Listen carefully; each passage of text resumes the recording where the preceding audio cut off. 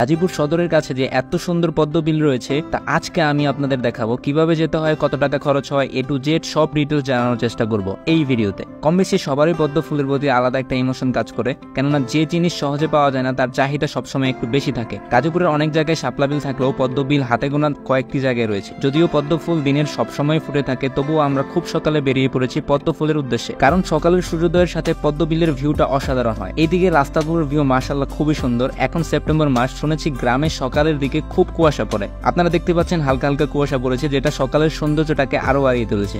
একটু একটু পথ পেরিয়ে যখন গন্তব্যে পৌঁছালাম, মনের মধ্যে একটা ভালো লাগে কাজ করতেছিল। ওই যে দেখতেছেন পদ্ম বিল, আমরা ওইখানে যাব। তার আগে এখানকার ভিউ গুলো দেখেন, মাশাআল্লাহ খুবই সুন্দর লাগতেছে। নৌকা ভাড়া করে আমরা চলে গেলাম পদ্ম বিলে। মাশাআল্লাহ দেখতে পাচ্ছেন অসংখ্য পদ্ম ফুল। আসলে ছবিতে ভিডিওতে পদ্ম ফুল দেখে মনের তৃপ্তি পাওয়া সম্ভব না। মনের তৃপ্তি পেতে হলে আপনাকে চলে আসতে হবে বিলের মধ্যে। এখানকার ভিউ মাশাআল্লাহ 100তে 100। এখানে ছোট বড় মাঝারি সব রকমের পদ্ম ফুল পেয়ে যাবেন। আর এই বিলটা কিন্তু বিশাল বড়, এইদিকে অনেক পদ্ম ফুল রয়েছে, যার কারণে আমরা এই দিকটাতে এসেছি। পূর্ব দিকে প্রায় 4 থেকে 5 কিলোমিটারের মতো জায়গায় এই পদ্ম ফুল রয়েছে। আপনারা যদি এখানে আসতে চান, যত দূর থেকেই আসেন না কেন, আসার পর এই ভিউ দেখে সকল ক্লান্তি ভুলে যেয়ে মনে প্রশান্তি চলে আসবে। তো যেভাবে আসবেন, গাজীপুর চৌরাস্তা থেকে আপনাদেরকে প্রথমে চলে আসতে হবে জয়দেবপুরের রেল গেট পেরিয়ে মোশাররফ টাওয়ারের সামনে। মোশাররফ টাওয়ারের সামনে থেকে আপনারা নরুনের সিএনজি পেয়ে যাবেন, ভাড়া নেবে 30 টাকা। এবং নরুন থেকে অটো নিয়ে চলে আসবেন কাতুরিয়া ব্রিজে। একদম ব্রিজের সাথেই পদ্ম বিল। বিলে ঘোরাঘুরি করার জন্য অবশ্যই নৌকা দরকার। তো বিলের ধারে অনেক আঞ্চলিক ডিঙি নৌকাও দেখতে পাবেন। 1 ঘন্টায় 200 থেকে 300 টাকার মধ্যে ভাড়া করতে পারবেন। ধন্যবাদ সবাইকে।